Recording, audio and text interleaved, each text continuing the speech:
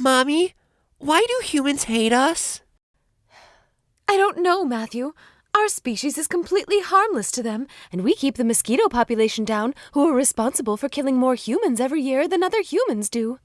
So humans have no rational reason to fear us, but they still do? I'm afraid humans aren't that smart, Matthew. Sleep tight. Don't let the bed humans bite. Love you, Mommy. I love you too, Matthew. Mom? I think the hate that spiders get is a tad bit undeserved. Okay, fine, if you're in the shower and you see a spider crawling up your leg like a freaking pervert, then that's an appropriate time to freak out. But other than that, spiders are most likely not going to hurt you. Their webs are too weak to trap you, they don't know how to open doors, and there's only like a 50% chance that they're venomous. Okay, but for real, unless you live in Australia, the chances of you dying by a spider bite is pretty low. There are venomous spiders, yes, and if you're having a negative reaction to a spider bite, then you should get treatment, but a large percentage of spiders are harmless. Even the black widow, known as the most venomous spider in North America, won't kill you if you're a healthy adult. Their bite will be painful for a couple of days, sure, but you'll walk it off. That was a joke. If you get bitten by a black widow spider, then don't walk it off. Go see a doctor. And hey, if you're lucky enough, you'll get superpowers. So wait, the two most dangerous spiders in North America are the brown recluse and the black widow? What are you trying to say about dangerous colors, America? Oh wait, the great white shark's even more dangerous. Never mind. Technically, sharks are the second least dangerous animal out there besides puppies, because they don't want to eat humans. I mean, if you had to fight a spider and a shark, this shark would win. Also, spiders kill pests. According to this comic I made in 2014 and this National Geographic article, a single spider can eat about 2,000 insects a year. So if you're not a fan of flies, moths, or mosquitoes, which incidentally kill 600,000 people a year, then you're on Team Spider, because they're also not fans of them. Well, they are fans of them, but they are fans because they eat them. I'm not saying you have to be roommates with arachnids. I'm just saying that if you see a spider, don't put it through torture continuously smashing it with a blunt object. It's still moving! Kill me. Instead, get a cup and carefully place it over a spider. They're really dumb, so doing this will be super easy. Then scoop up your new best friend with a piece of paper and yeet it back into the wild with the rest of God's glorious creatures. Yeah, actually, there's a high chance that they won't make it being thrown into a completely different environment, but they should have thought of that before they decided to live in my house. Even though a spider has 8 eyes, they have terrible eyesight, so that spider that landed on your face did not do it intentionally. Some spiders that live in caves are completely blind. They don't even have 1 eye. But even if they did have eyes, their whole world would still be pitch black. What a sad life to be a part of. Just every time you're outside seeing the sun, just think that somewhere there's a colony of spiders just in pure blackness, just never seeing the sun, never seeing their children smile or graduate college. They're just sitting in a cave for all their life.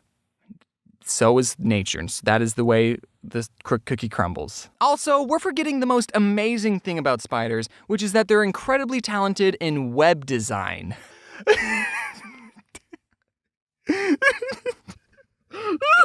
Proportionately, the silk that makes up a spider web is stronger than the fibers that make up a bulletproof vest. So next time you go to a gunfight, put on a spider web instead. The amazing thing about spider webs is that not only can they save Wilbur from being slaughtered, but it's just stupid incredible that something so small can make such an intricate shape from nothing but the material inside their own bodies. The golden silk orb weaver spider has too many middle names and has enough silk inside of them to make 3 full spider webs. And it's this guy's job to pin that spider down and pull out all of its silk like some kind of spider predator. It's okay though, the documentary said he was just harmlessly immobilizing the spiders. I can't believe this is someone's job. I don't think telling people I'm a YouTuber is that bad anymore. So, what do you do for a living? I harmlessly immobilize spiders with thumbtacks and pull silk out of their abdomen to add to my ever-increasing collection. What about you? Oh, I make YouTube videos. I see people with arachnophobia being irrationally afraid of these harmless little guys, and I just don't see the sense of fearing something that ultimately does good things for the ecosystem. But you know what we should be afraid of? Bees! Bees are terrifying! Look, they're sucking the blood out of this guy to make honey!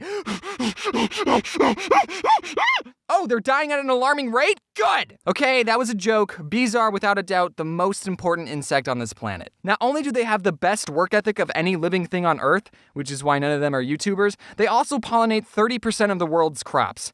Don't ask me who pollinates the rest, because I don't know. Without bees, humanity would turn to pure anarchy. Bees are so important that world-famous comedian Jerry Seinfeld made a documentary about the life of a bee and what the world would be like without them. But ever since 2006, bees, just like all the memes say, have been dying at an alarming rate. The scary thing is that scientists don't know exactly the reason for this bee-apocalypse. But they think it has to do with new pesticides being used on farms, parasites that kill the bee, and global warming. So once we figure out how to fix those three problems, we'll be in good shape. It's just a little bee pun. We like to have fun around here. Now, what can you, a concerned citizen, do to stop the dropping population of bees? Most likely nothing, because I don't think anyone watching this makes laws about pesticides or stopping global warming. So we just gotta sit back and hope the people who make those laws know the importance of bees. But maybe you should plant a couple flowers just to be on the safe side. The reason I have a fear of bees is that I've gotten stung by a bee not 3 times, not 4 times, but 2 times. Two times. Now, obviously, as I've grown, I see the importance of bees, and I know not to throw rocks at them. The first time I got stung, I was outside, and I guess I was playing too close to a beehive, because I got stung on my arm, and I cried a lot. The second time, I was in my backyard, barefoot, and I was walking around, and you know how sometimes when you're about to do something and your brain realizes that you're about to make a mistake, but your body is already committed to the motion and you don't have enough time to stop yourself? So I was in the middle of taking a step and I saw that I was about to step on a bee, but my body didn't have the reaction time or the motor skills to avoid the step, and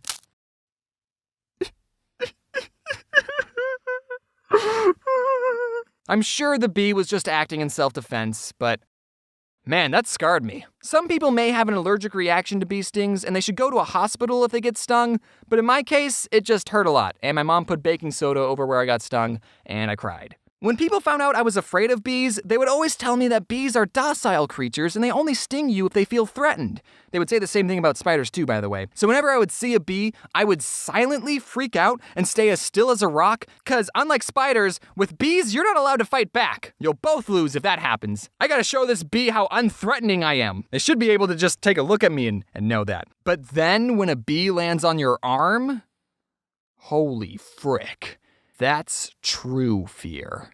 You just have to quietly watch the bee, hoping it didn't just have a bad day and decide to end its life on you. That never happened though. Ever since I took a more calm approach to bees, I've never been stung. And I've never been bitten by a spider either. Wasps though, they're just mean. They can pack up and leave for all I care. I don't give a crap about wasps. So, what did we learn? Hey everyone, thank you so much for watching this video about the spiders and the bees.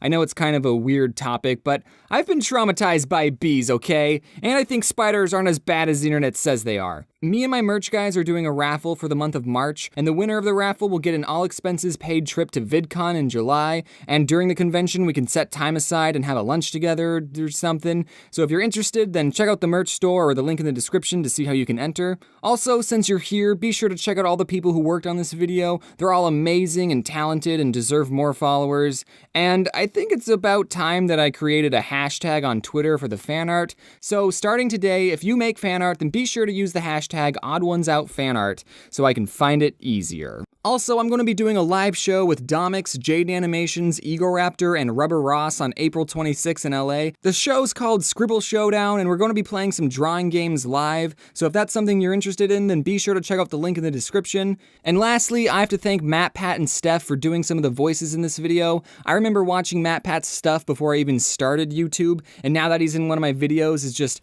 really, really cool. So thank you, Matt. And that's about it with announcements. Thank you all for watching. But hey, that's just a theory. A bee theory. Wear your seatbelt.